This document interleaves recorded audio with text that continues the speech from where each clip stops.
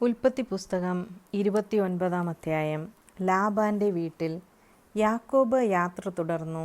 കിഴക്കുള്ളവരുടെ ദേശത്ത് അവൻ എത്തിച്ചേർന്നു. അവിടെ വയലിൽ ഒരു കിണർ കണ്ടു. അതിനു ചുറ്റും 3 ആട്ടിൻപറ്റങ്ങളും. ആ കിണറ്റിൽ നിന്നാണ് ആടുകൾക്കെല്ലാം വെള്ളം കൊടുത്തിരുന്നത്. വലിയൊരു കല്ലുകൊണ്ട് കിണർ മൂടിയിരുന്നു. ആട്ടിൻപറ്റങ്ങളെല്ലാം എത്തിച്ചേരുമ്പോൾ അവർ കിണറ്റുവക്കത്ത് നിന്ന് കല്ലുരുട്ടി മാറ്റി ആടുകൾക്ക് വെള്ളം കൊടുക്കും. അതുകഴിഞ്ഞ് കല്ല് ഉരുട്ടിവെച്ച് കിണറടയ്ക്കുകയും ചെയ്യും. യാക്കോബ് അവരോട് ചോദിച്ചു, സഹോദരന്മാരെ, നിങ്ങൾ എവിടെ നിന്ന് വരുന്നു? ഹാരാനിൽ നിന്ന് എന്ന് അവർ മറുപടി പറഞ്ഞു. അവൻ വീണ്ടും ചോദിച്ചു, നിങ്ങൾ നാഹോറിൻ്റെ മകൻ ലാബാനെ അറിയുമോ? അറിയും എന്ന് അവർ പറഞ്ഞു. അവന് സുഖമാണോ? അവൻ ചോദിച്ചു. അതെ, അവർ പറഞ്ഞു. ഇതാ അവൻ്റെ മകൾ റാഹേൽ ആടുകളുമായി വരുന്നു. അവൻ പറഞ്ഞു, പകൽ ഇനിയും ഏറെയുണ്ടല്ലോ, ആടുകളെ ആലയിലാക്കാൻ നേരമായിട്ടില്ല. ആടുകൾക്ക് വെള്ളം കൊടുത്ത് അവയെ കൊണ്ടുപോയി തീറ്റുക. അവർ പറഞ്ഞു, അങ്ങനെയല്ല, ആട്ടിൻപറ്റങ്ങളെല്ലാം വന്നെത്തുമ്പോഴേ കല്ലുരുട്ടി മാറ്റി ആടുകൾക്ക് വെള്ളം കൊടുക്കാറുള്ളൂ. അവൻ അവരുമായി സംസാരിച്ചു കൊണ്ടിരിക്കെ റാഹേൽ തൻ്റെ പിതാവിൻ്റെ ആടുകളുമായി വന്നു. അവളാണ് അവയെ മേയിച്ചിരുന്നത്. തൻ്റെ മാതൃസഹോദരനായ ലാബാൻ്റെ മകൾ റാഹേലിനെയും അവൻ്റെ ആടുകളെയും കണ്ടപ്പോൾ യാക്കോബ് ചെന്ന് കിണർ മൂടിയിരുന്ന കല്ല് ഉരുട്ടി മാറ്റുകയും ലാബാൻ്റെ ആടുകൾക്ക് വെള്ളം കൊടുക്കുകയും ചെയ്തു. പിന്നീട് അവൻ റാഹേലിനെ ചുംബിക്കുകയും ഉറക്കെ കരയുകയും ചെയ്തു. താൻ അവളുടെ പിതാവിൻ്റെ ബന്ധുവും റെബേക്കായുടെ മകനുമാണെന്ന് യാക്കോബ് അവളോട് പറഞ്ഞു. അവൾ ഓടിച്ചെന്ന് പിതാവിനെ വിവരമറിയിച്ചു. തൻ്റെ സഹോദരിയുടെ പുത്രനായ യാക്കോബിൻ്റെ വാർത്ത കേട്ടപ്പോൾ ലാബാൻ അവനെ കാണാൻ ഓടിയെത്തി. അവൻ യാക്കോബിനെ കെട്ടിപ്പിടിച്ച് ചുംബിച്ച് വീട്ടിലേക്ക് കൊണ്ടുപോയി.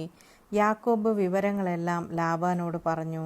ലാബാൻ പറഞ്ഞു, എൻ്റെ അസ്ഥിയും മാംസവും തന്നെയാണ് നീ. 1 മാസം യാക്കോബ് അവൻ്റെ കൂടെ പാർത്തു. യാക്കോബിൻ്റെ വിവാഹം. ഒരു ദിവസം ലാബാൻ യാക്കോബിനെ വിളിച്ചു പറഞ്ഞു, നീ എൻ്റെ ചാർച്ചക്കാരനാണെന്ന് കരുതി എനിക്ക് വേണ്ടി എന്തിനു വെറുതെ പണിയെടുക്കുന്നു? നിനക്കെന്ത് പ്രതിഫലം വേണമെന്ന് പറയുക. ലാബാന് 2 പുത്രിമാരുണ്ടായിരുന്നു. മൂത്തവളുടെ പേര് ലേയ എന്നും ഇളയവരുടെ പേര് റാഹേൽ എന്നും. ലേയായുടെ കണ്ണുകൾ മങ്ങിയവയായിരുന്നു. റാഹേലാകട്ടെ സുന്ദരിയും വടിവത്തോളുമായിരുന്നു. യാക്കോബ് റാഹേലിൽ അനുരക്തനായി. അവൻ ലാബാനോട് പറഞ്ഞു, അങ്ങയുടെ ഇളയ മകളായ റാഹേലിനു വേണ്ടി 7 കൊല്ലം അങ്ങയുടെ കീഴിൽ ഞാൻ ജോലി ചെയ്യാം. ലാബാൻ പറഞ്ഞു, അവളെ മറ്റാർക്കെങ്കിലും കൊടുക്കുന്നതിനേക്കാൾ നല്ലത് നിനക്ക് തരുന്നതാണ്. എൻ്റെ കൂടെ പാർത്തുകൊള്ളുക. അങ്ങനെ റാഹേലിനു വേണ്ടി യാക്കോബ് 7 കൊല്ലം പണിയെടുത്തു. അവളോടുള്ള സ്നേഹം മൂലം ആ വർഷങ്ങൾ ഏതാനും നാളുകളായേ അവന് തോന്നിയുള്ളൂ. യാക്കോബ് ലാബാനോട് പറഞ്ഞു, പറഞ്ഞിരുന്ന സമയം പൂർത്തിയായി. എനിക്കെൻ്റെ ഭാര്യയെ തരിക, ഞാൻ അവളോട് ചേരട്ടെ. ലാബാൻ നാട്ടിലുള്ളവരെയെല്ലാം വിളിച്ചുകൂട്ടി ഒരു വിരുന്ന് നടത്തി.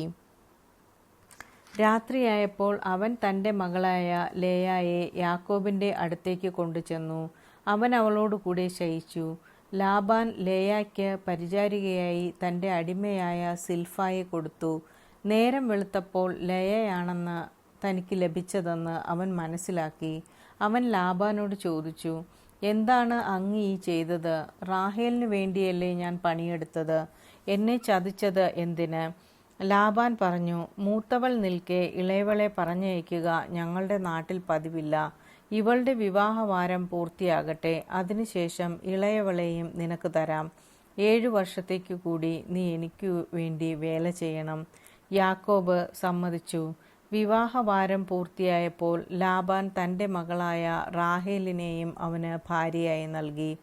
തൻ്റെ അടിമയായ ബിൽഹായെ ലാബാൻ റാഹേലിന് പരിചാരികയായി നൽകി. യാക്കോബ് റാഹേലിൻ്റെ കൂടെയും ശയിച്ചു.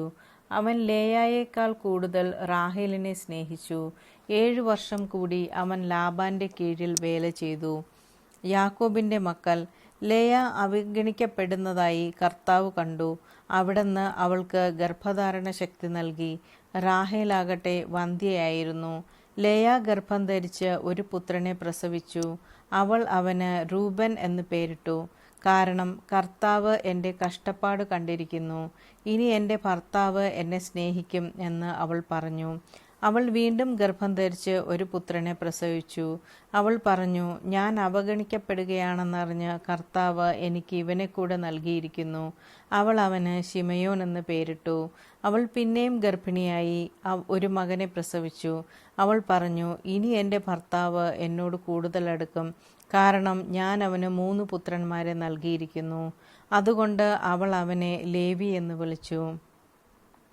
അവൾ വീണ്ടും ഗർഭം ധരിക്കുകയും ഒരു പുത്രനെ പ്രസവിക്കുകയും ചെയ്തു. അവൾ പറഞ്ഞു, ഞാൻ കർത്താവിനെ സ്തുതിക്കും. അതുകൊണ്ട് അവൾ അവന് യൂദാ എന്ന് പേരിട്ടു.